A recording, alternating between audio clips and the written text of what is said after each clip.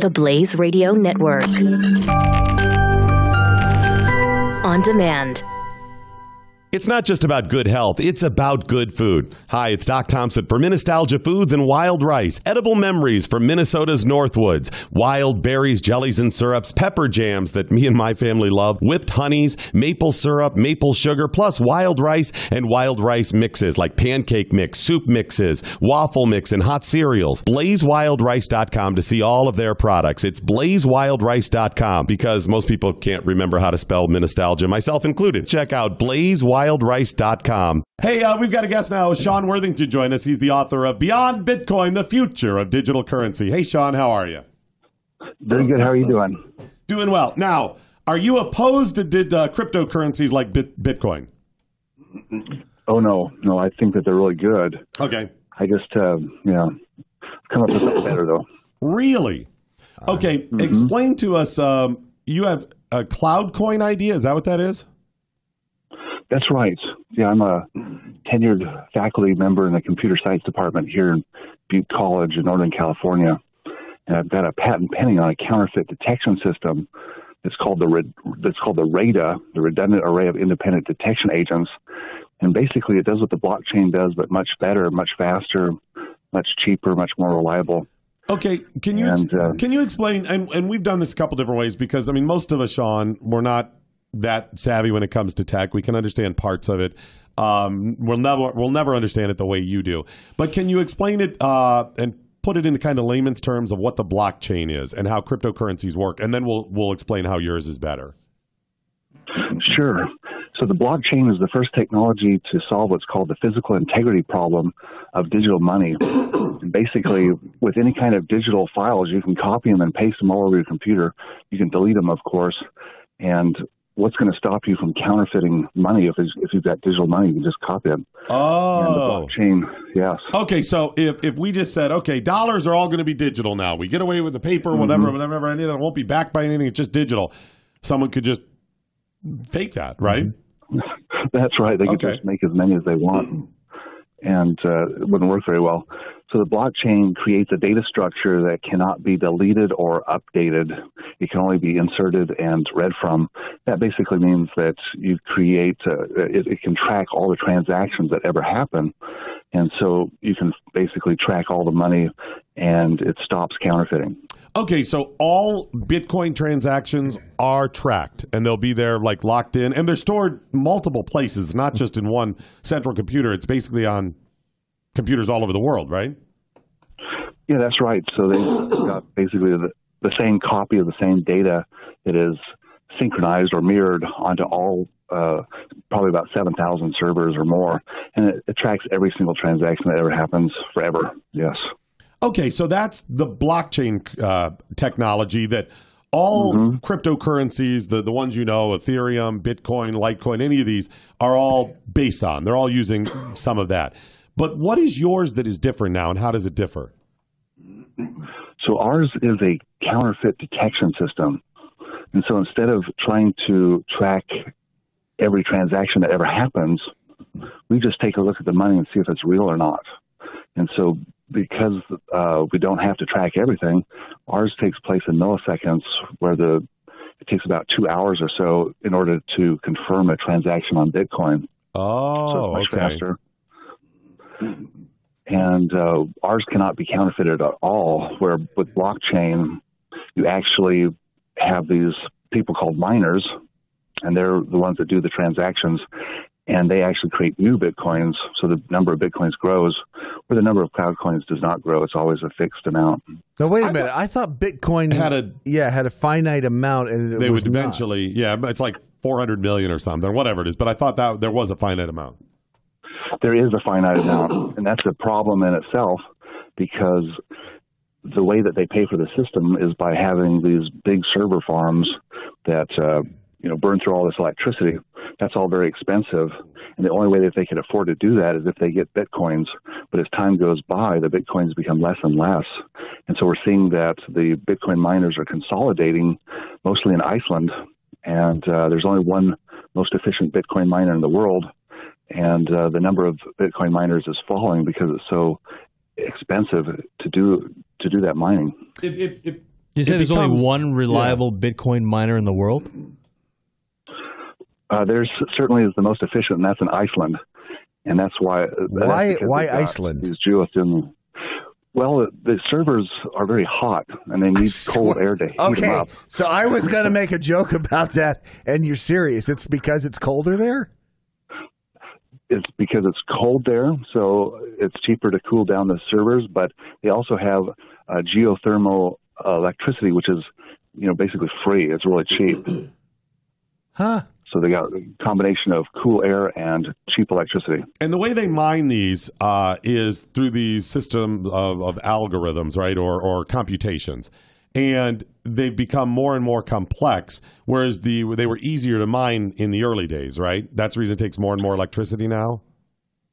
That's absolutely right. So they have an algorithm that tries to make it harder and harder to get these Bitcoins, and they basically have to guess numbers, and the numbers get bigger and bigger, and so they have to have more, there's more possible choices for them to guess, and it takes longer. Now, when it comes to blockchain technology and Bitcoin and any of these, is there any likely way in the future that the transaction, proving the transaction, you said it takes a couple hours now, would be quicker? Would they ever be able to speed that up? I think everybody that's involved with Bitcoin understands that they have a problem, they have a crisis. They've been trying to speed that up, and they've come up with these new technologies, and that's where you get these things called the hard forks. And this is where all the miners disagree on what the algorithm should be, and some want to change it, and some want to keep it the same. That's what's coming up now. They're doing civil war blockchain fork happening, right? And that's right. And that's where Bitcoin and Bitcoin 2 are going to be involved. Explain how that works, if you would. Well, in order to make it run, you've got to have servers. You've got to have people that run the servers, and these servers have to get paid. But the problem is that the algorithm is getting slower and slower, and so people don't want to use Bitcoin because it's too dang slow and it's too inconvenient. And the miners are worried about losing money because it's too slow, but then they're also worried about losing money if they switch to new algorithms. And so they have battles amongst themselves, and some of them want to update the software to one version, the other ones want to update the software to the other version. And it causes the actual money to split into two different types of money because there's two different types of servers. And is that so they only have to, for lack of a better term, verify through half of it because you've split it in half? Is that the reason it speeds up? Well, they want to use new technology to use little shortcuts, and it might work, it might not, but it's not going to work forever because the whole algorithm is inherently unscalable, and that means that the more people that use it, the slower it gets. And even if they are able to make it go faster for a while, it's still going to be slow eventually, the more people that use it. So they would have to have future splits as well. Yeah, at this point. Yeah. So it sounds like what you're saying is that Bitcoin eventually at some point will collapse in on itself. Yeah, and I think it's already doing that. Once it gets really popular, we see the price go up, but we also see users complain about the time it takes. And so it's dying by its own popularity. So what's going to happen down the road with this? And this is the same technology as Litecoin, Ethereum. All of them are based on the same technology, right? Because ultimately, this is an investment for a lot of people, but it's been, in order to really go mainstream, it has to be used as a currency. We have to buy groceries and pay our bills and whatever. That's right. Right? And that's the hurdle in order to make it user-friendly. So when I go to the grocery store, boom, there it is. I used it and we're done. Right. So right now, if you want to go buy a Pepsi at the corner mart, it's going to take you 2 hours to confirm the transaction. But with something like CloudCoin, it comes in and we do it instantaneously because there's no blockchain. We're not tracking everything. So I think that we will see digital currencies dominate because they're so wonderful, but it won't be cryptocurrency. We'll see the cloud currencies come in. How likely, but your technology, is this something you've worked out with a couple of other people? This is yours. It's proprietary. It's not proprietary. Thank you. Friday. It's not something that the other people have tried. Yeah, we're the only ones that do it, and it's actually a global organization called the CloudCoin Consortium.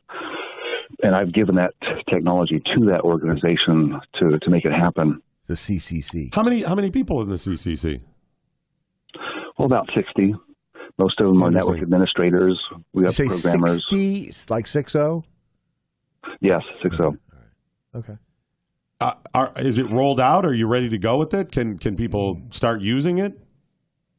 Yeah, we started our first experiment in March, where we rolled out. We did a press release in Russia, and the Russians got to try it out first. Then a couple months later, we did a press release in Serbia, and that was a big explosion of use. And now we just last week we released it in America, and so we're seeing it here now. And you're giving away 5 CloudCoins. Is that right for anybody listening?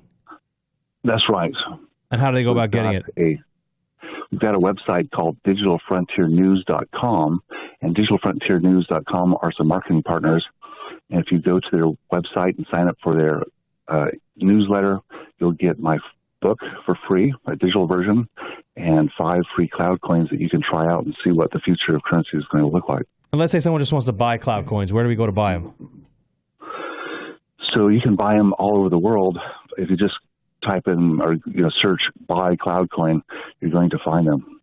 What's the value right now to U.S. dollars? So right now it's 3 cents per CloudCoin. It's a pretty good deal. And what's to say that there won't be another? Because you're talking technology that's going to basically outdate Bitcoin. What's to say later on another technology won't come out to take out CloudCoin? Well, we've actually figured out what it means to be the perfect currency, and we have a model that's based on computer science. We found that that a monetary system is an information system, that money is data, and now we applied all of the rules that we apply to information systems and data to monetary systems, and we've created what we think is the perfect currency. So it's going to be hard to find anything that's better than CloudCoin. Sean, this is really interesting stuff. I mean, I'm convinced that one of these is the future. It just has to be. And from what you're saying, you make some really good points. I didn't even know that there was any. Right. Again, we're laymen when it comes to stuff. I didn't know that Bitcoin or all the crypto technology right now had limitations like this and had actual technical, physical boundaries that can't be crossed. Yeah, like with the Bitcoin, you have to track every transaction that ever happens. And so that's 150 gigabytes worth of data right now that you have to download to your computer if you want to be secure. And that's, it fills people's hard drives up. It's getting too big. Awesome stuff. Sean Worthington, author of Beyond Bitcoin, The Future of Digital Currency. We'll tweet out a link, but give us where people can go again to get your book and then find out more information. digitalfrontiernews.com, or just Google buy CloudCoin. All right, Sean, thanks so much, buddy. And we hope to have you back in the future if we have some questions. Please keep us posted. We'll help you out in any way we can, okay? Excellent. Thank you, sir. Sean Worthington. Okay, and, interesting stuff. I'd like to announce that I am starting DirtCoin.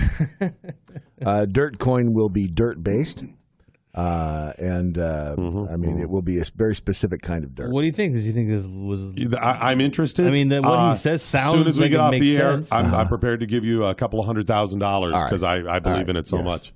I'm more confused now. I am more confused too. But what he said makes sense, but it's still a little bit over my head. Listen, folks, we're trying to figure this out too. I mean, part of the problem with trying to figure this out, you have to have a great knowledge of multiple things. Technology, which we do not. I mean, you have to be, we're not just talking an IT guy. You got to be an upper level. Mathematics and algorithms. But you also have to have knowledge of how currency works and economies, which, by the way, those two are different things. Currency and economy and how people spend. And then there's a whole investment strategy with human nature, how markets work. You've got like 6 different topics you have to be an expert on here. I think I figured it out. Do you remember Revolution, the show on NBC? Where the batteries, the power goes out. That's the whole basis. Power goes out across the planet. Batteries, nothing. Oh, There's I kind of remember that show. What happens then?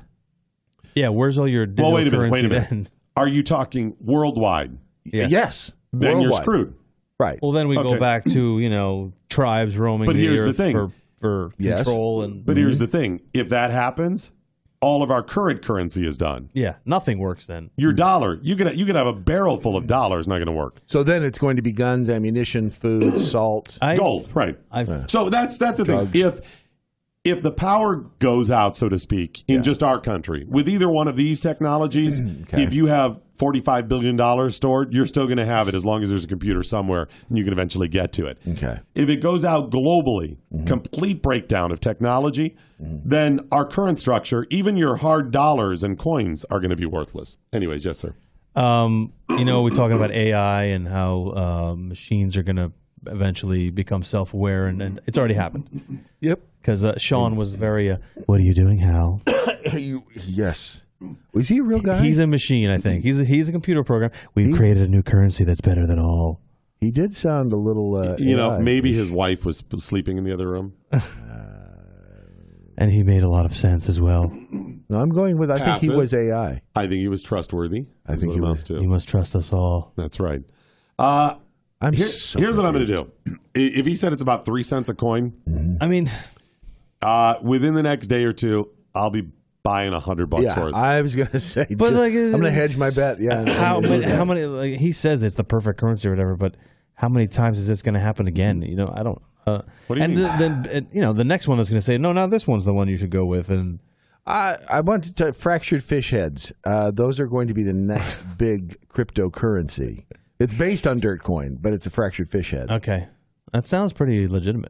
You know what? $100 you get 3,033. This could be one of those getting in on the ground level thing. Like, imagine if you bought Bitcoin when it was 3 cents. I'm going to do it. Here's the way I look at this stuff. And do your research, folks. But Bitcoin is going through the roof. I'll spend my entire last week's paycheck on it, as a matter of fact. Oh, good. All of that. All of it. So here's the thing, though. I look at it like this. You go to Vegas. What are you going to blow? Let me back up. Where's the bell? Edit that out. You go to Vegas. How much money are you likely to spend on gambling? Right. A lot of people. That's what I was thinking. Couple $100? $500? $500 is not crazy for a lot of people. No. So $100 to buy this and say, I'm going to sit on it and forget it. If you had done that with Bitcoin you'd 5 be a millionaire years ago. now. Yeah. Like you'd be that kid. You'd have 3,000 Bitcoins. Wait a minute. Are you going to blow the 500 or are you going to sit on it and forget it? It's not just about good health, it's about good food. Hi, it's Doc Thompson for Nostalgia Foods and Wild Rice. Edible memories from Minnesota's Northwoods. Wild berries, jellies, and syrups, pepper jams that me and my family love, whipped honeys, maple syrup, maple sugar, plus wild rice and wild rice mixes like pancake mix, soup mixes, waffle mix, and hot cereals. BlazeWildRice.com to see all of their products. It's BlazeWildRice.com because most people can't remember how to spell Nostalgia, myself included. Check out BlazeWildRice.com. Knowledge is power. Tweet at us with the hashtag #WhatILearnedToday. This is the Morning Blaze with Doc Thompson on the Blaze Radio Network.